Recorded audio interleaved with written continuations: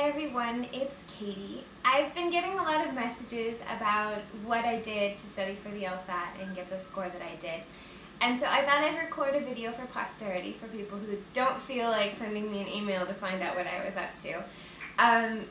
And what I did is just what worked for me. I know there's plenty of other ways to do it, but I feel like I'm especially qualified to say how to study because I raised my score 14 points. And it wasn't just 14 points. It was like I had already studied before I took my first diagnostic test. So I maybe even improved 20 points from where I would have started just completely cold taking the LSAT. And I don't think that's impossible to do. I don't think that I'm a miracle. I think that it's purely hard work and thinking smartly about how to approach the test. It's just that most people don't think they've got that score in them, and so they don't put in the work to peak with their LSAT score. So now that I've given my little manifesto on that, I'd like to talk about what to do to raise your score.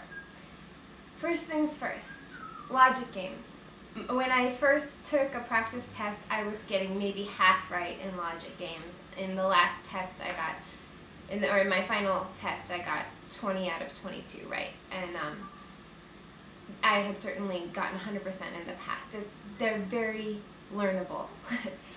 And the books to learn are the Logic Games Bible by Powerscore. You can get this on Amazon or on the Powerscore website.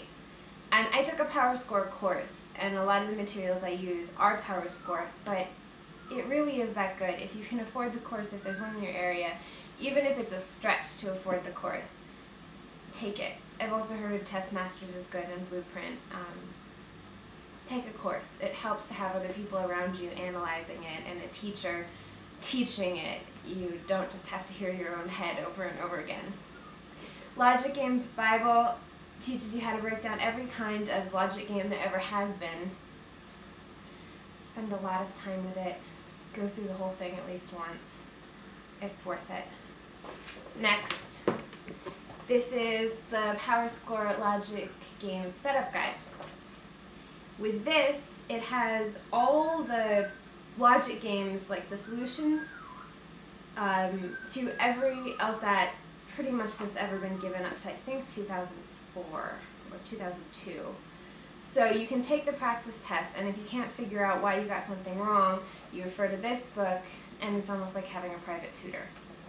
Next, there's logical reasoning, or the argument section. And this is a little bit harder to gain points on, but it definitely can be done. You can definitely gain a lot of points by improving your speed, and that comes with learning all the different types of questions and how to attack them.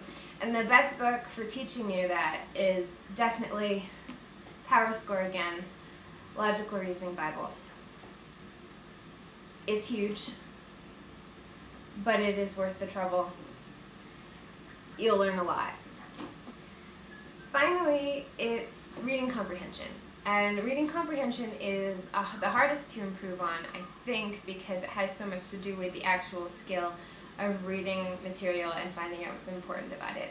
And on the LSAT, you can't skim. The passages are short, but they're super dense, and it's just a matter of speed and just boiling it down to its essence. And a good book for that, the best book that there is at this point, is Nova's Master the LSAT.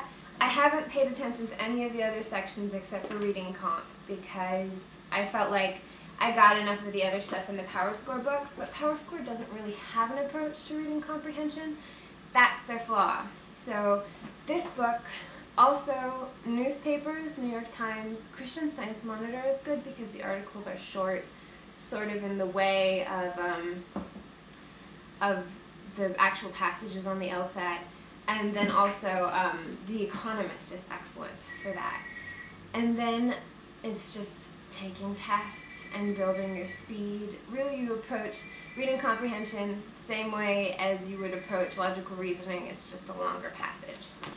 So once you've trained yourself for all the individual sections on the LSAT, it's time to take tests and analyze what you get wrong. And you just have to really The volume of tests, as long as you spend enough time breaking it down and figuring out why your wrong answers are wrong, the more you can take, the better. And the best resources for analyzing your wrong answers and really improving is the LSAC's very own SuperPrep book. Get it. I think it has 3 tests in here. It's got all the solutions. It helps. And then Powerscore just recently, right before I took the test, released the 2004 LSATs. And you do not need this if you take the course, because the ones, almost every single test in here is one that they break down specifically within the course, but it was nice to have. I went back and retook tests, which is not a bad thing to do, and it actually is really good for reading comp also, because it breaks down the passages, so you can actually see the way the professionals would approach a reading comp section. So that's good. And then it's just practice tests. These little flimsy things, these 10 actual LSAT books. I think I have 1 through 50 of all the tests, and I dropped a pretty penny to get all these books, but I think it was worth it. So there's my piece. I hope it was useful. Thank you.